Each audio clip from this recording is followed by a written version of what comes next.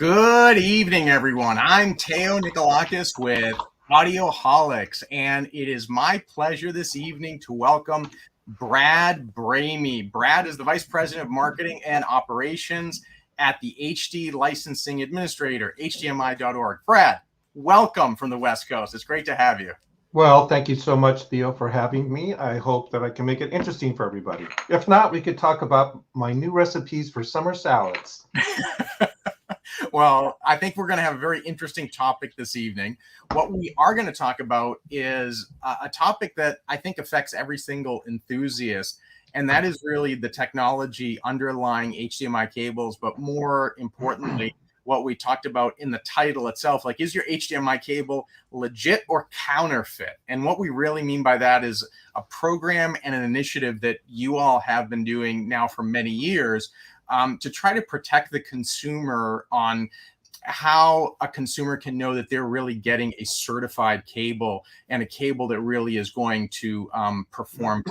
Because the reality is, as we all know, it's been very, very difficult and sometimes confusing to know whether or not you're getting the right cable. And now with from 4K to 8K and the increased bandwidth that's required, being able to meet that need is going to be a really critical item. So I don't know if you have any initial thoughts on that, and then we're going to do a little bit of a deeper dive. Well, I do have a couple of thoughts. Listen, I've been kind of involved in the consumer electronics industry for various companies for a long time. And I worked for Silicon Image, which is the silicon company that developed and invented HDMI technology and formed the first consortium and the founder group. I was a consultant there off and on. So I'm with HDMI licensing for this last handful of years. And I got to tell you, I'm the vice president of marketing, and I'm actually in charge of communicating about these things. I actually run some of the cable certification programs. And I will be the first to admit this stuff can be really confusing. So it is confusing. And the way that people bring cables specifically to market, and it pertains to other product categories too, it makes it very confusing.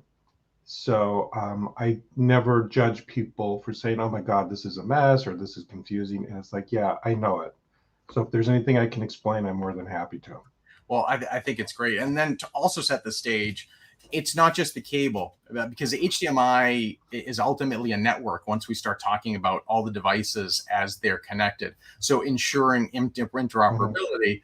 And, you all have a very specific focus in what you are able to theoretically control. And maybe that's not a bad segue to talk about really what is the HDMI, licensing administrator, HDMI.org.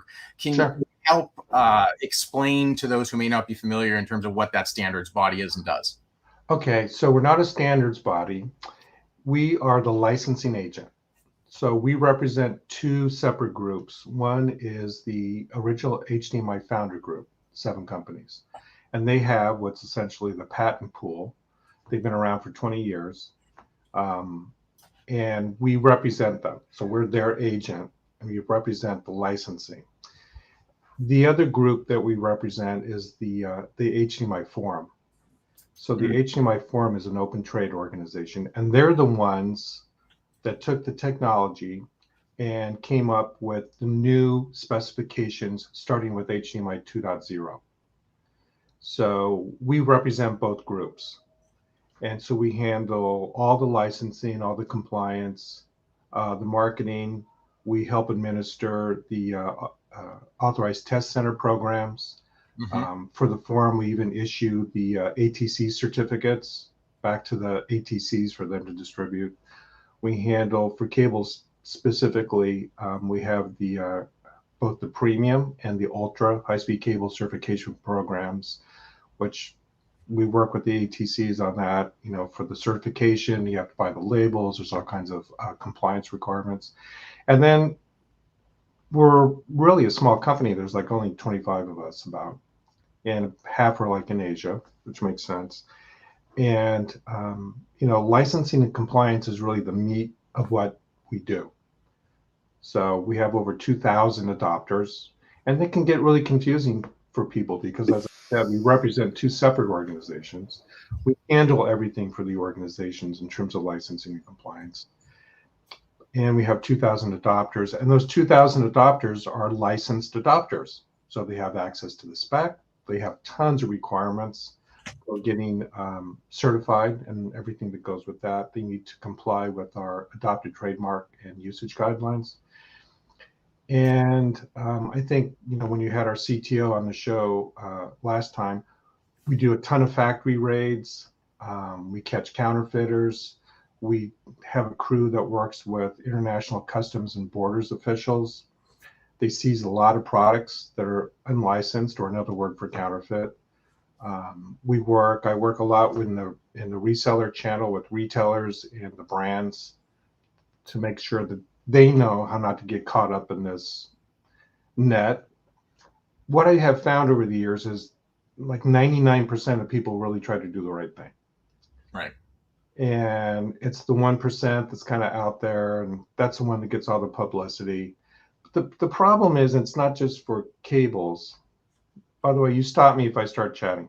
The problem is that, like, you could be, so an adopter might be a company that you've never heard of, like say Guangdong ABC, and they make for the brands that you've heard about. So there's a degree of separation between us and those brand manufacturers, but we're in contact with them. They still have to comply, and they still have to buy compliant products. But then even sometimes their products, they might order products from somebody, and Customs and Borders might say, gee, this doesn't look like it's a licensed product. We work with them, and they get seized. And they're at the dock, and they're seized. There's nothing you can do about it. And then that reseller, it could be a retailer or a brand manufacturer, might say, oh my God, what's going on? And blah, blah, blah. I bought these products and now I can't get them, and I'm going to be out of stock for Christmas. Like, well, you bought unlicensed products and Customs and Borders seized them. That's what happened. So people try to do the right thing. It's good for business, right? Why wouldn't you try to do the right thing? So that's kind of what we do. It's this total diligence from all the original licensing, all the compliance, the certification, the testing, the marketing, and everything that's around that. And maybe now to contextualize that for everybody, let me just bring up, if I can, just maybe an Amazon screen. Mm-hmm. And, let's use that, not to pick on Amazon, and so that's not the intent here. But if I'm searching for HDMI cables, I get this whole slew of cables. And there really isn't a good way necessarily for me as an enthusiast or someone who's buying an HDMI product to know what's a legit cable or what isn't. And I think, as we were talking about before, is some of the naming that's here. Mm-hmm. We have 8K, or it says an 18 gigahertz cable, mm-hmm. It's 4K, or it's a Sony PlayStation cable, or what mm-hmm. have you. A lot of these marketing terms. What should somebody be looking for? What are the proper names? Well, let me stop you before you move the screen, because you can see that one cable there showing the Ultra label. So that helps. We're going to get to that. Yeah, exactly. But the problem is, and Amazon, to its credit, does some kind of effort to not sell or display counterfeit products. And that started a few years ago, because before that, they didn't care. And what they would always say is, look, we're not selling these products. We're just a marketplace. Mm-hmm. We're not responsible for all these different manufacturers. How could we possibly get into that? But, some years ago, 2, 3, I can't remember, 4 years ago, they started taking down listings of counterfeit products. And it's up to the manufacturers to do that. Hey, those aren't, if someone's counterfeiting our product, it's up to agents like us that represent IP or other licensed technologies, and they need to have crews that go through Amazon and other companies as well. And so we will contact Amazon and we'll say, hey, look, that's counterfeit. And as long as we can prove that, they'll take it down. But it's a process to prove that. So I'll just give you a couple quick examples and I'll get back to Amazon specifically. But we have a company that we work for. We also have a team. And if we see something that looks suspicious, like if it's just some brand, like Theo's HDMI cables, how do we know where they even bought those? If they bought them from a licensed adopter, it's great, right? Then it's a licensed product. So we'll ask Theo's cables for proof. Can you show us your invoices? Can you show us your agreements? All that. So we actually go to that degree. And it's very time consuming. And as long as they can prove it, it's fine. They can't prove it, we contact Amazon and they will take down the listings. Now, the challenge is that's all they care about, right? So they don't care how someone markets their cable. We personally, we have all kinds of trademarks, registered trademarks around HDMI. We don't own AK. We don't own the number 48, right? We don't own HD. So that's why people use all that kind of stuff in there. And we can't say to Amazon, look, that guy's claiming it's 48 gig or some other kind of, they don't care about stuff like that. And they shouldn't really. That's for our issue. That's our issue to resolve. So that's the confusion when you shop for cables. It's really hard to tell if that cable is one legit, because we try to weed out all the counterfeits. But here's the issue. It's hard to tell what cable that is. So right now there's maybe like 3 current cables that are on the market. The oldest would be like what's called the high-speed cable.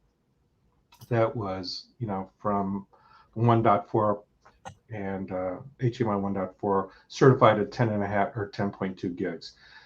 Premium comes next. Premium isn't even a cable spec. The premium is a test spec of the high-speed cable. So it tests it at 18 gigs and for EMI, right? But that's an official cable name.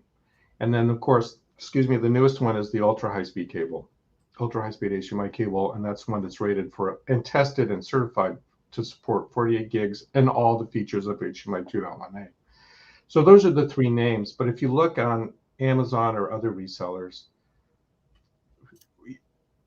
if someone says they support 48 gigs or 18 gigs or 8K, what does that really mean?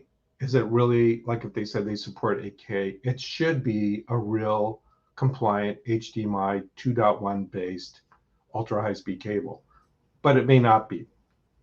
So if someone wants to display the label, that's great. And that's a good way to show that, if they're showing a label, look, it's just a picture of a label, right? But we go after that kind of stuff. And if someone's showing a label, that's a flag to us. And we always say, okay, that's cool. We'll look them up in our reports. And that's a real ultra high-speed HDMI cable certified under the HDMI 2.1a compliance test spec for cables.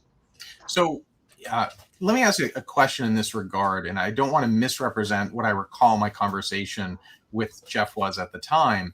But I vaguely recall a comment that if a manufacturer is using the term ultra high speed HDMI cable, they really need to therefore have that cable certified and tested. That's correct. Using an 8K label, that's a way that they may be skirting around that theoretically. They skirt around it because if the ultra high speed HDMI cable, now remember HDMI is our trademark, that's an official cable name. So yes, you're right. So they'll skirt around that and they'll use parts of that. So they'll say ultra.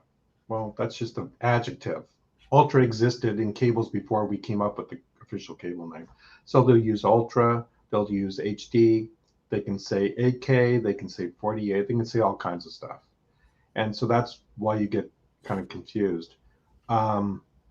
Now, it may be that whoever's in charge of their marketing and their web presence just doesn't know any better. And maybe it is a certified cable for ultra high speed. Maybe it's a good cable, but they're not even taking advantage of communicating that to you because they just are putting, it's Amazon. We want to get as many search terms as we can in there. Oh, it supports, Xbox X and it supports PS5 and blah, blah, blah, 48, 8K, and they just load it up there. Those are all search terms. And then someone might look at that and say, it looks like they're trying to skirt. It's like, guys, just say it's a ultra high speed HDMI cable. And so it's confusing. But I think that point is well taken, that really if you're a serious enthusiast and you want to really make sure, you want to look for something that says ultra high speed HDMI cable, because that gives the validity. We're going to get into some of the end game here is really the certification and how to test those cables out. But I think I want to segue into something else. And when folks do searches, Amazon and otherwise, it's say, well, gee, what is the best HDMI cable? And then we get all of these best lists that have that. But in reality, they just tend to be sometimes affiliate links. So it's a bait and switch in that regard. So that doesn't necessarily mean either if somebody says it's the best cable, that it really is, quote unquote, the best cable. Great point. And most of those are affiliate based, right? And so I don't want to mention any names, but it's always the same 2 or 3 because they have the best affiliate programs and they pay the most, or they get the most search results. It doesn't mean they may not be the best, by the way. Mm-hmm. And for us, the licensing agent, we're neutral. So, and actually, and this is kind of interesting, before I even started working with Silicon Image, I was in charge of marketing at Monster Cable for a few years. Boy, that was interesting. So I really did find out about cables and visit factories and find out about manufacturing. And before that, I worked for CE retailers and different manufacturers. But it's really difficult, again, for the consumer. And then you have tech enthusiasts who really care about this stuff. Then you look at the commercial sector, like guys that have to install multi-$1,000 systems, and they need to know what cable to install. So It can get really, really confusing. So, like I say, I mean, you're asking the right questions. Right. That's great. So let me do a deeper dive. I really want to now just start to go into the certification program, because I don't think a lot of folks know some of the new things that are starting to come out. They seem to be optional, and we'll get into that in a sec. But I just wanted to highlight HDMI certification. You've actually had this type of program for many years, and I believe it started with the premium high-speed HDMI cable line at the time. Could you tell us a little bit, like, what was the impetus? How long has it been around? A little background. Sure. Well, first of all, let me go up a couple levels. So all HDMI products, to be compliant, have to be certified before they can reach the market. Doesn't matter what the product category is. And obviously that means cables, but it's really everything. And for the cables specifically, the reason premium started, it was kind of the segue between the HDMI founders, and the last specification they made was 1.4b, right? And for cables, that was high-speed cables, and their CTS at that time was for high-speed cables was, if you want to just look at the bandwidth, was like 10 gigs. So now they hand over the technology to the HDMI forum, and the HDMI forum comes out with their first spec. And it was HDMI 2.0. And the thing about 2.0 is it does not include a new cable spec. Right? There's specs for everything else, source sync, repeater, but there was no cable spec because it was determined at that time, well, the previous spec is fine. It can handle the requirements for 2.0, which was the 18 gigs. And then a couple of years went by, and there was some testing, some real world issues came up, and it was decided by the founders, not the forum. It was decided by the founders, look, these high-speed cables are, certified and tested to support 10 gigs, not 18. So they came out with a test spec, which is called the premium high-speed HDMI cable spec. And it's a test spec. So you take these high-speed cables and you run them through now another test, which tests for the 18 gigs. And they also added something to deal with the other issue that came up with this increased bandwidth, which was EMI. And that's something cables, cables always knew about EMI. That's why there's so much sheathing and all the individual cables inside or wires inside. But it was a real issue at these higher bandwidths. Particularly where the connectors and the cables and the pigtails are like stripped and they're soldered there, a lot of EMI. So that's where premium came about. And that's when I came back as a consultant. I worked with HDMI, I helped them with the program and defining some of that. And really, it's an optional program. So you don't have to do it. So I worked with some of the major resellers and some of the installer groups and things. It's like, look, if you care about quality, and not having to do truck runs or have products go bad, and in a way where you might not be able to diagnose what the issue is, you should require this premium program. So it became very popular, in the commercial space, and it's very popular for bundlers, like people that make set-top boxes. So they'll bundle the premium cable with their set-top box for installers to install in your home. It's really where the majority of it is. So that's where premium came about. And then when the forum started releasing HDMI 2.1 with the 48 gigs, again, they're a group that we work very closely with. And it's like, you really should do something similar to premium and require every single length to be tested. And you should require this label. They're like, we don't want to bother with the label. It's like, listen, there's a label on there. It's more compliance requirements. It's easier to follow up. And just like premium for the ultras, we audit cables that are in the market on a regular basis. Like every quarter we do a batch. Because the other thing about cables, and again, this pertains to all products, but particularly cables, is once you get that one cable certified, and it could be a prototype, it could be handmade, it could be this beautiful golden sample. You get it certified. Hey, I got my certificate. Now you go to mass production, and hopefully it's the same cable, but there's going to be a difference. Mass production is different. Right.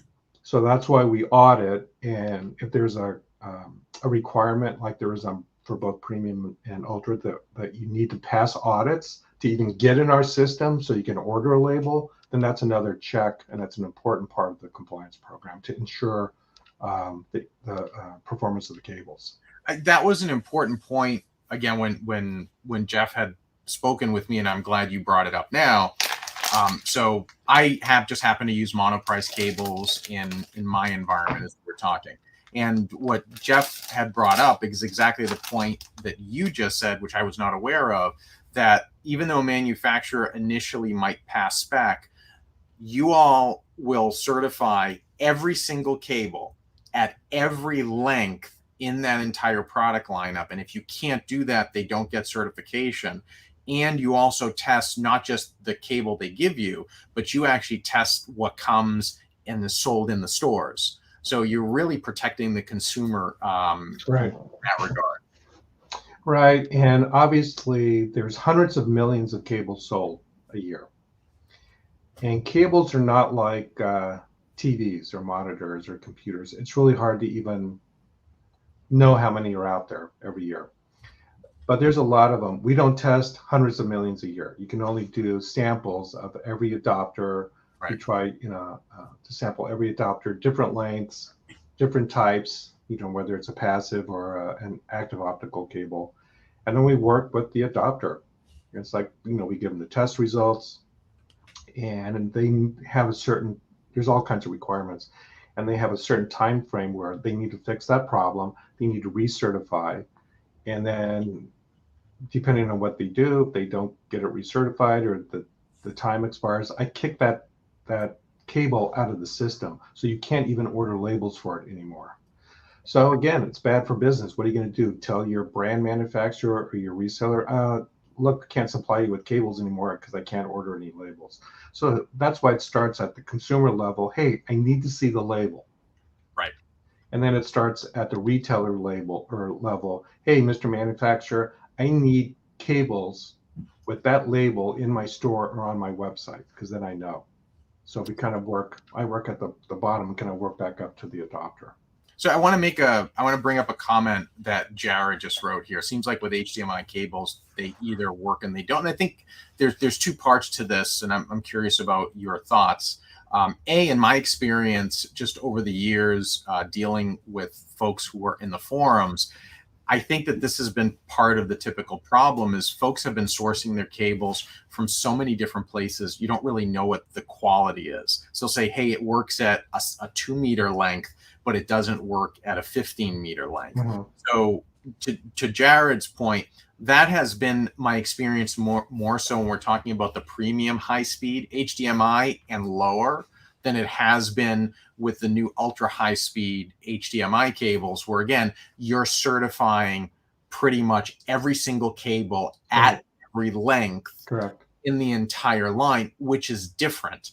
So this is part of why I think the message that we want to convey is that if you're looking to future-proof your setup, you really want to look at an ultra high-speed HDMI cable And, Brad, you had mentioned again the label that folks should be looking for. So let's just bring that up. You want to look for this label certification, and we're going to show you just in a few minutes here as to where you find that, how you can certify the cable with a QR code, and some of the neat things that have been going on. But I don't see that as much of an issue any longer, as long as you're, again, confining things to ultra high speed. It doesn't mean that you don't get a bad cable off the assembly line. That's not, I think, what you're going to say or what I would advocate for. But I think that the reliability of the cables, especially at these higher tolerances now, where we want cables to pass 8K, we want to have 48 gigabits per second.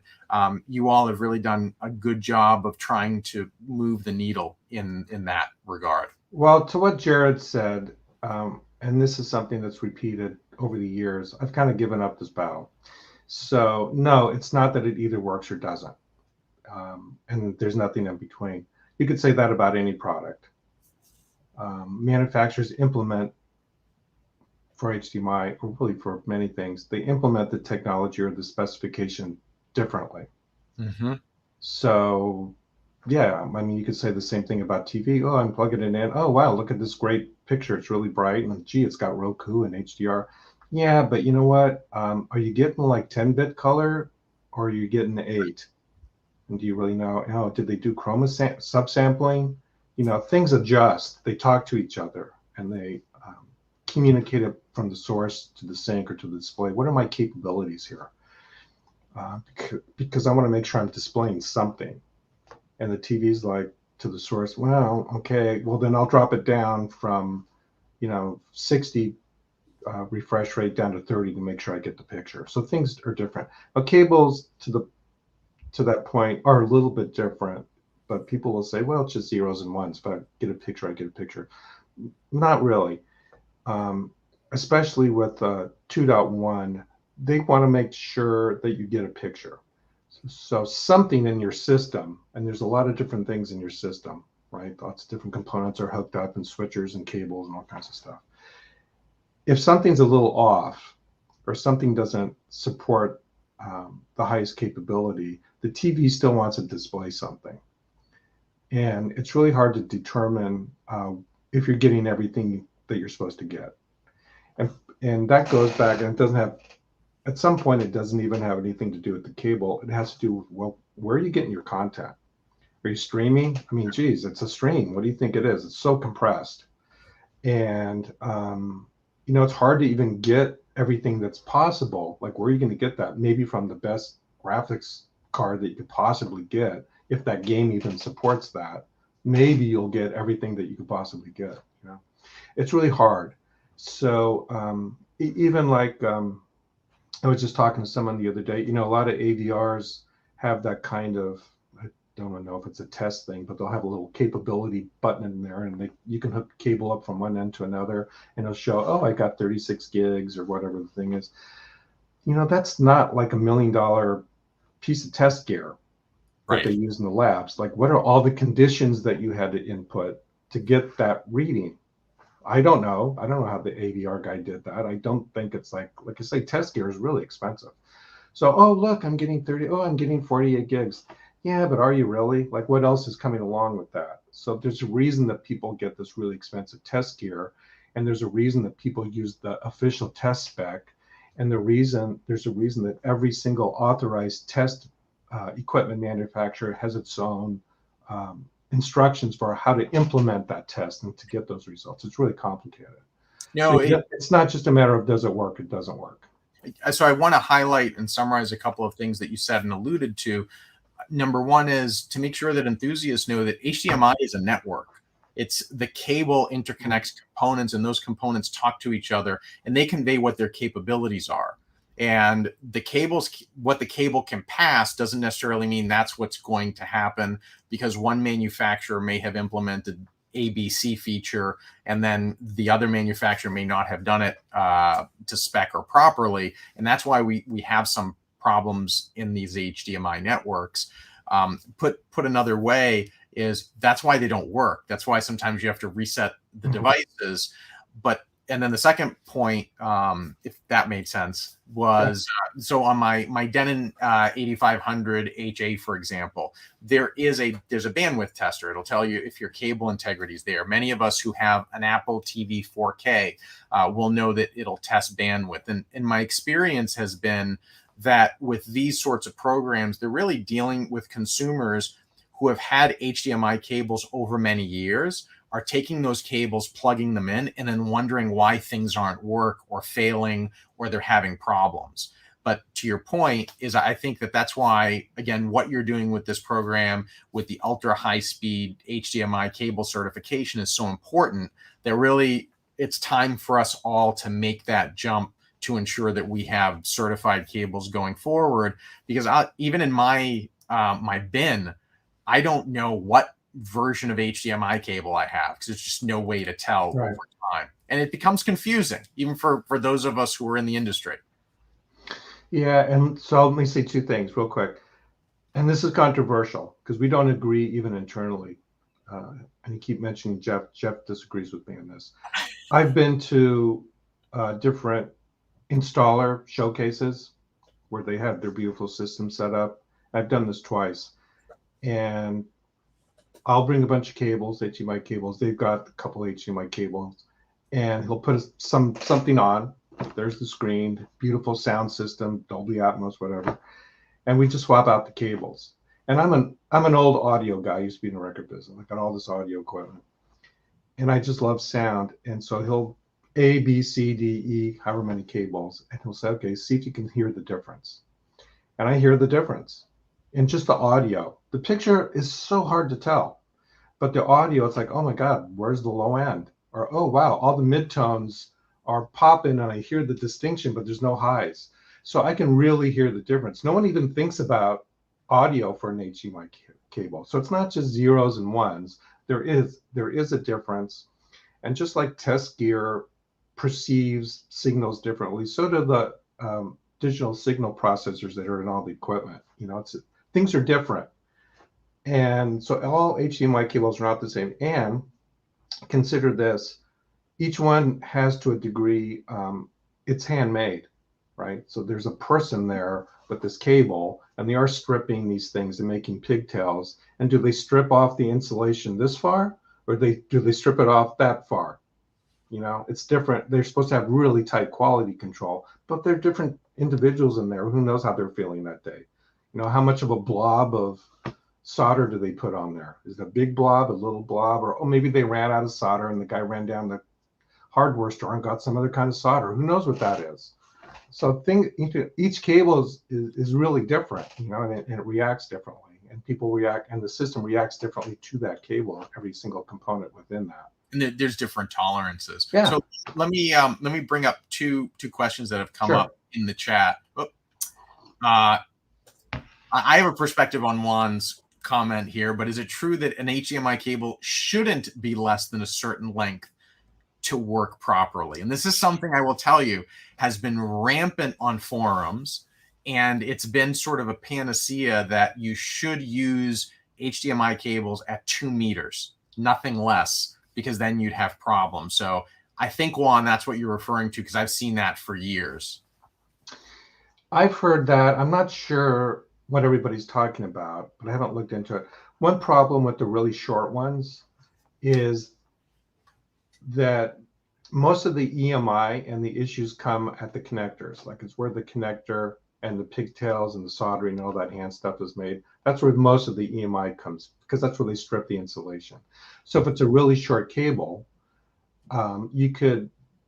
you might want to imply, or I guess you can infer that, well, then that means that those two potentially high EMI areas are closer together, right? So that came out some years ago, and that's what some people are talking about.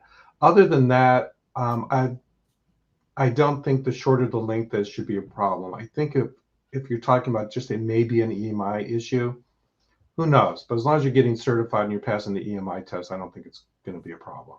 Yeah, this comment is something that I've seen as a standard debugging technique, but it really was with HDMI 1.3, 1.4, and really has not been the case at all And it is really just a fallacious once we start getting to, again, the ultra certified cable spec. So Juan, what I'll tell you from my experience is that is not, whatever that may have been the case, whatever the form folklore. That's why I think it's important for everyone to start using certified cables. And that, I think, is a segue to the next question. We've got a couple of these. Do longer cables have issues? And that I don't think is necessarily true either. Again, in my experience, right now I'm upgrading my cables to the monoprice fiber optics. So they're certified cables, and I've been using the 4K, so I'm putting in the ultra high speed cables. I've had zero problems running these cables at 50, 60 feet. Without an issue. Again, certified cables perform as expected. Here's what you have to look out for. Well, first of all, overall, as long as the cable is certified for that length, it's certified. It's fine. Right. It passes the test. It is much tougher at longer length, and that's and the active optical cables, because of the modules, they're more expensive. Some of them are really expensive. So people will try to use the passive cable as long as they can get them. Right? Oh, we can go 25 feet with the passive. Yeah, if it passes, that's fine. But you better make sure that you carry over that quality in your mass production.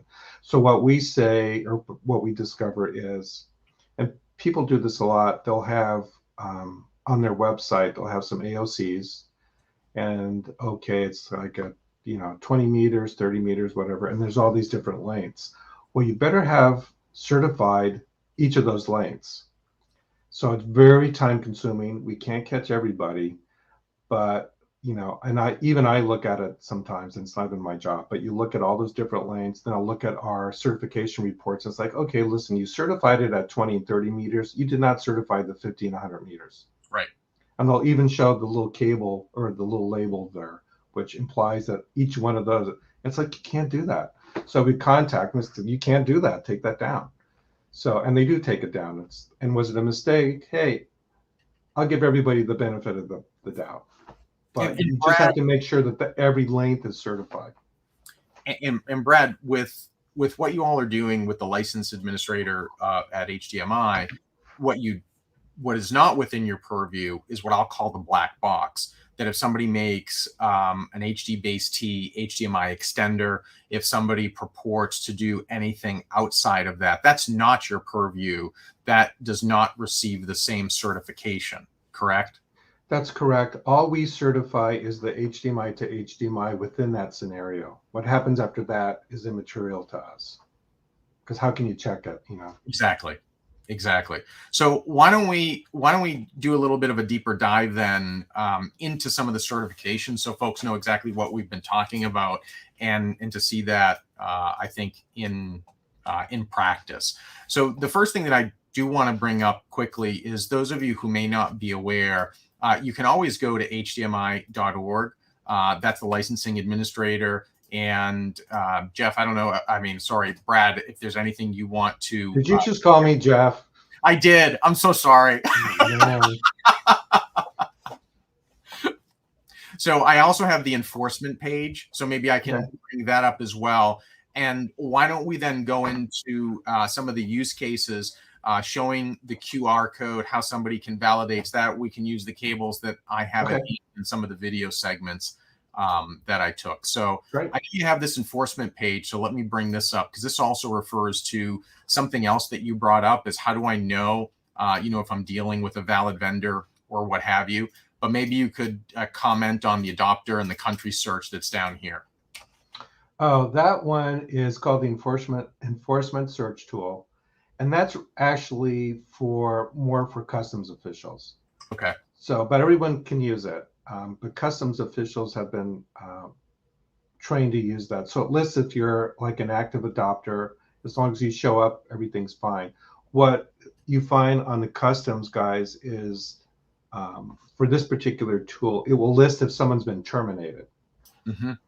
And that's what they use it for. And if you've been terminated, it says terminated, and it's got this really ugly graphic on it.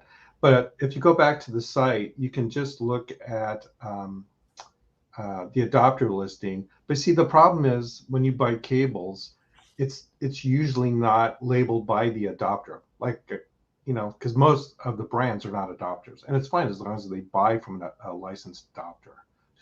So that's what makes it difficult. But that's why the labels are so handy, because it is by brand. Right. You know what I mean? So that's that. There's actually something else on there if anybody wants to use it. It's called Report an Infringer. If you want to go back to the website, I can show you where it is. And it's up under resources. And if you go down to licensing and go up on licensing, Trademarks, and report, yeah, right there.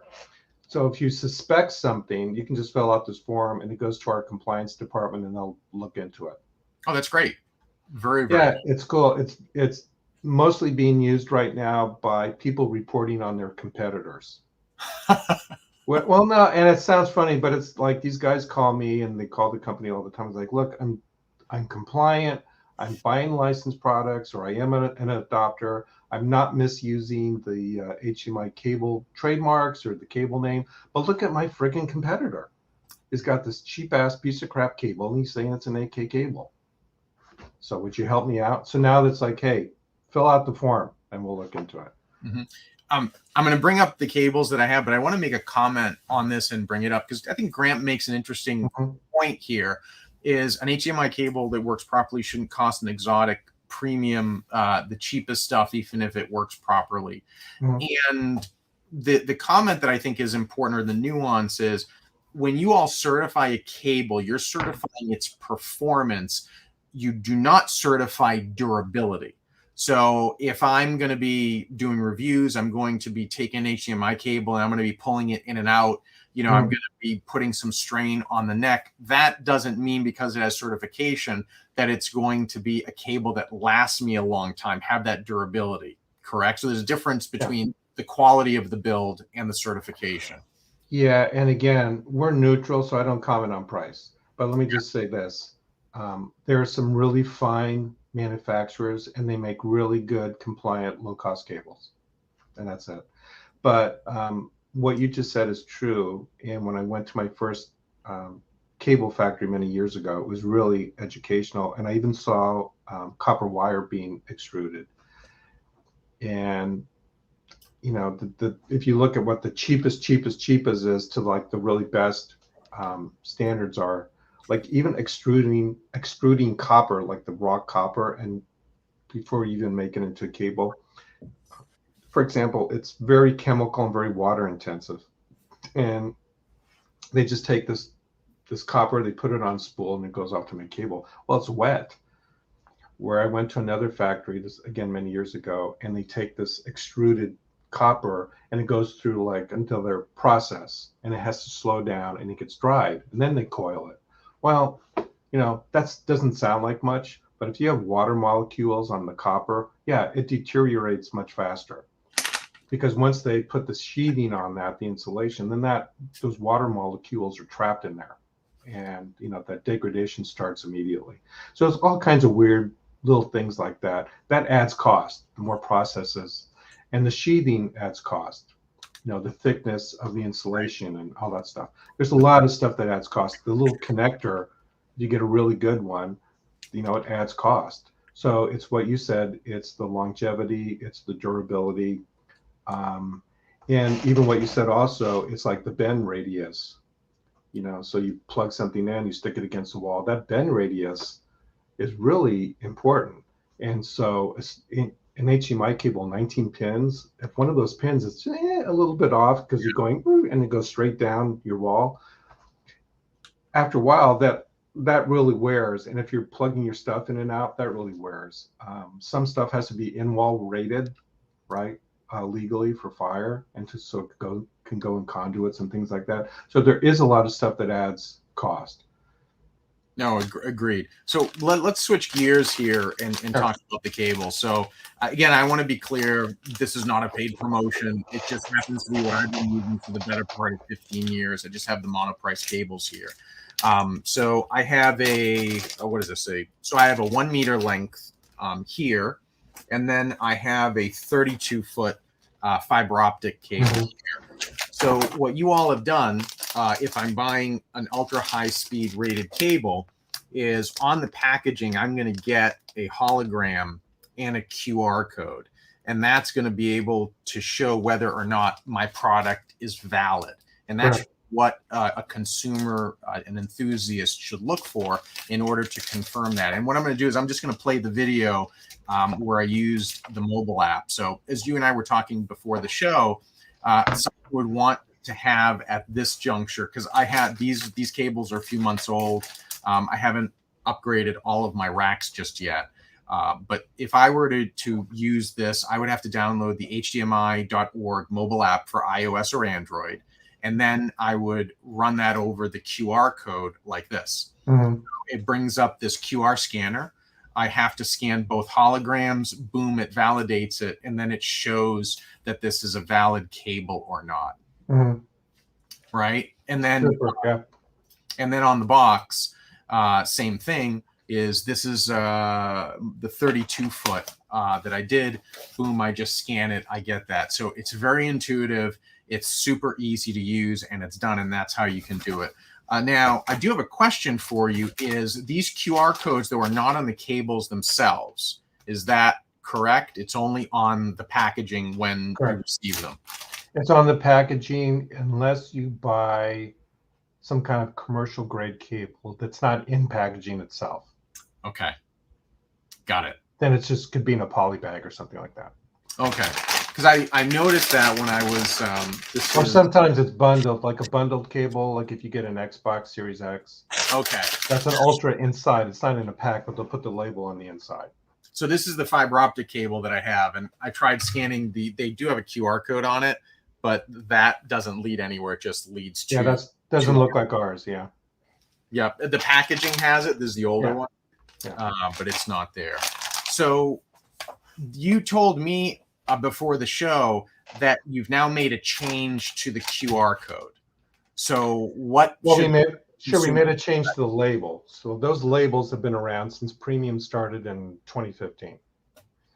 And so, not to get into a big boring story, but I changed the labels a couple months ago. We call them Generation 2. There's an explanation on our website. If you go to the Premium page or the Ultra High Speed HDMI cable page, it shows you here's Gen 1, here's Gen 2. And the difference is they look a little different. They have different anti-counterfeit elements on them. And the new ones just work with any QR code reader. So you don't need to download anything. The original ones, we went with one that was required a proprietary. It's more of a 2-level commercial grade anti-counterfeit thing. For now, our needs changed. So now you can just scan it with any QR code, but it works pretty much the same way, right? It has to be certified, it has to be registered, it has to be in our system, and it has to be valid. Got it. And up until this point, there was really nothing stopping someone from selling a cable online, putting that little QR code label that it's certified, and then having the consumer buy that. So I think that was a big pain point for you all. And now with this new program that you're starting to implement and offering to resellers, that's going to be an extra layer to protect the consumer. So would you mind talking about the new standards that are now available? And then I'd like to show some of those examples so that folks can see what you're trying to roll out. Sure. Well, the label is a requirement on packaging. So if you buy a cable, it's great when you're in the store because you can scan it. There's the package. Right. If you're online, it's a little bit different because how do you validate that if you're online and you're shopping? So some people will show their package online and it's a photograph, but you can't really scan that label. But you see, people aren't required to show the label online. So even if they show their package online, that could be like a graphic representation of their package, or it could be anything. You're not required to show the label, and you can't scan it online anyway because you can't. The reader won't pick up on the hologram, so it can be a little bit confusing. So I've been working on it for a while. We just rolled it out a couple months ago, and it's called the Verification Banner Program. So we have banners that we will give adopters, and we will give them to the resellers, and they can post them now on their websites. And it works the same way as there you go. Thank you. and it works the same way as when you scan a label. So there's two different kinds. There's what we call the click, which is what you're looking at there. And what we give adopters or what we give the resellers is a code. It's an embedded code. So they take that code and they put that on their website. And then when that web page builds, just like all the images and copies come around, you get that banner and then you just click on it. And it's verified by our servers. It has to be in the system. And then you'll see the same results as if you had scanned a label, right? The brand, the model number, and the length, and it's verified. It's great.